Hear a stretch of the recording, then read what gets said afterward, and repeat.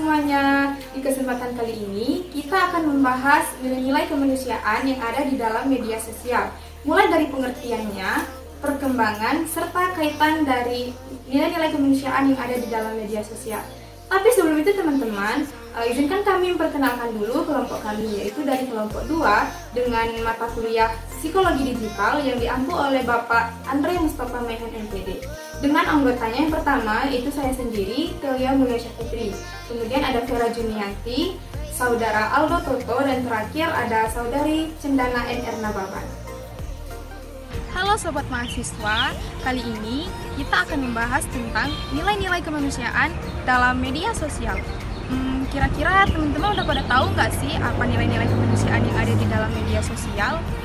Sebelum kita lanjut, kita simak video berikut ini.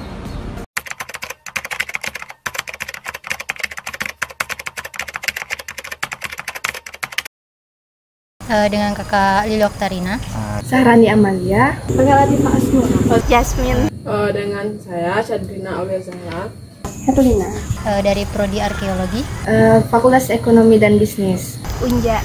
Saya dari jurusan podcast.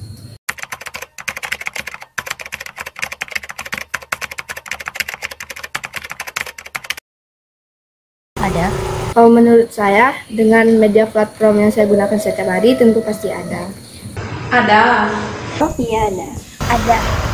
Menurut saya sih ada.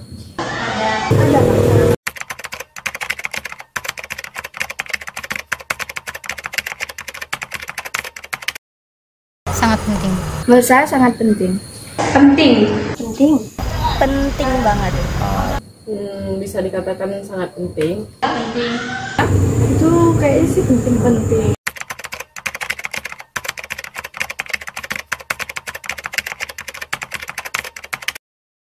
Tidak menghujat orang lain.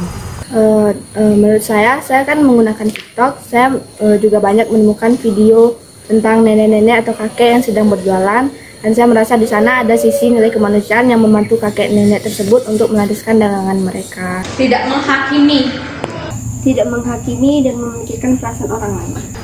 Menurut aku itu tindakan tidak bullying itu sangat penting bagi bermedia sosial. Misalnya kita membantu orang yang sedang kesusahan tanpa mengenal jarak. Sopan dan memikirkan satu sama lain. Kalau kita bicara tentang nilai kemanusiaan, kita akan membahas tentang nilai dulu, ya.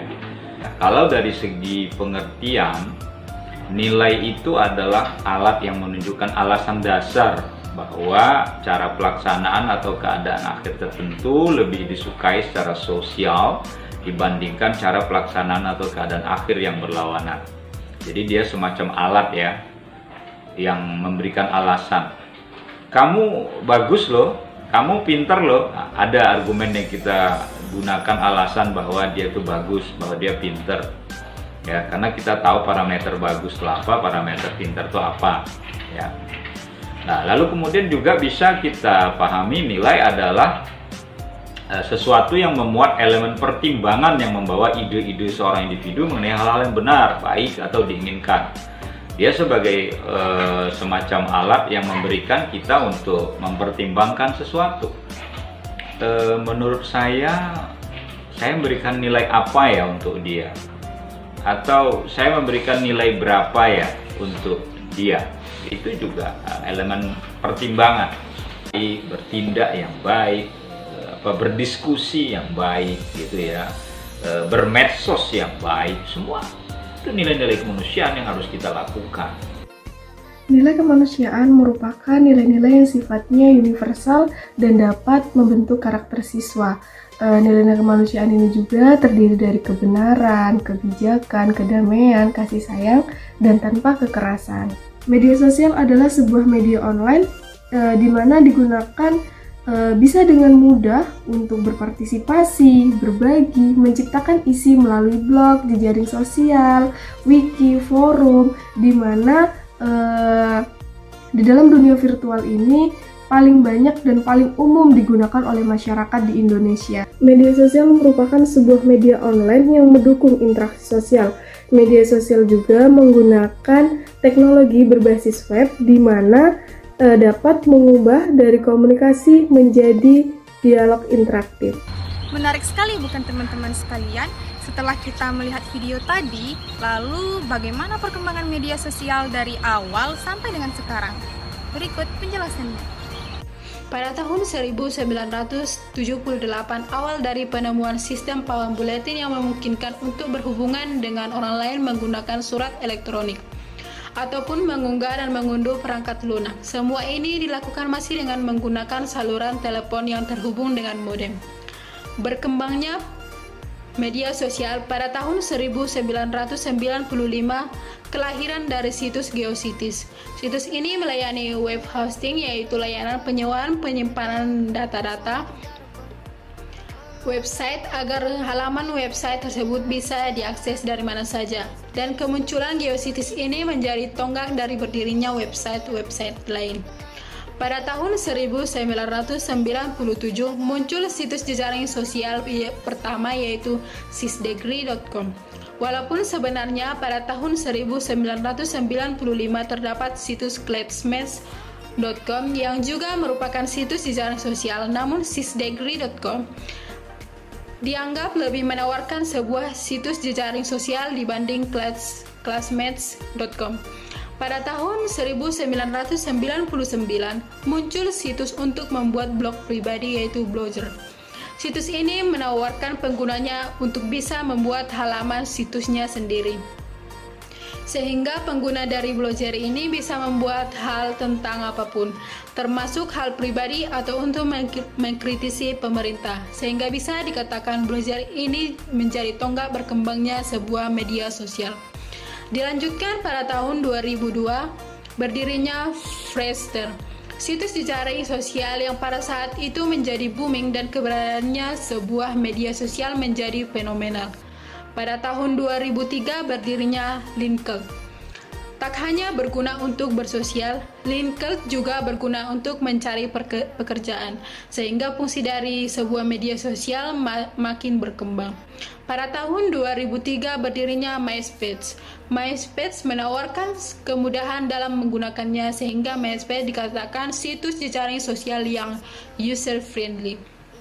Pada tahun 2004, lahirnya Facebook, situs jejaring sosial yang terkenal hingga sampai saat ini, merupakan salah satu situs jejaring sosial yang memiliki anggota terbanyak. Pada tahun 2006 lahirnya Twitter, situs jejaring sosial yang berbeda dengan yang lainnya karena penggunanya dari Twitter hanya bisa mengupdate status atau yang bernama tweet ini yang hanya dibatasi 140 karakter. Pada tahun 2007 lahirnya Wizard, situs jejaring sosial pertama kali diluncurkan bertepatan dengan memperingati Hari Bumi pada tanggal 22 April 2007. Situs ini diharapkan bisa menjadi sebuah direktori online organisasi lingkungan seluruh dunia, termasuk pergerakan lingkungan baik dilakukan individu maupun kelompok. Pada tahun 2011 lahirnya Google Plus. Google meluncurkan situs jejaring sosialnya yang bernama Google Plus. Namun pada awal peluncuran Google Plus hanya sebatas pada orang yang telah di-invite oleh Google.